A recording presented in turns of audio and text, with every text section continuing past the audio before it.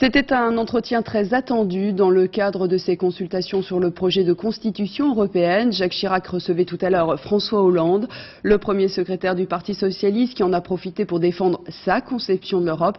Et bien sûr, la question du référendum a été une nouvelle fois posée. Jeff Wittenberg, Yves Ginca. Il y a 3 ans que François Hollande n'était pas venu voir Jacques Chirac en tête-à-tête à l'Élysée. Alors ce soir, forcément, il avait des choses à lui dire, même si avant le chef de l'État, c'est d'abord l'opinion qu'il espérait convaincre. Sur l'Europe comme sur le reste, les socialistes répètent qu'ils ont une ligne bien à eux, priorité au social, au service public, bref, pas vraiment la Constitution européenne telle qu'elle est aujourd'hui.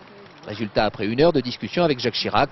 Je trouve qu'il y a eu beaucoup de retard, il y a eu beaucoup de silence, et que maintenant que nous sommes dans la négociation, il faut que la France parle fort. Le président de la République a exprimé ses préoccupations communes avec les nôtres.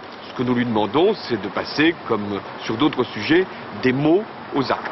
Et pour cela, François Hollande, comme la plupart des autres chefs de parti, souhaite un référendum sur la question européenne. Seul problème, la formation au pouvoir, l'UMP, elle, est pour le moins réservée. Alain Juppé, dernier visiteur de l'Élysée ce soir, y a mis en tout cas pas mal de conditions.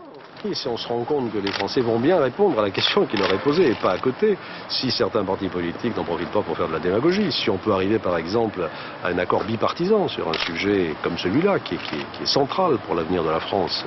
En 3 jours, Jacques Chirac aura vu tous les leaders politiques représentés à l'Assemblée. Il y aura d'autres consultations, a-t-il promis.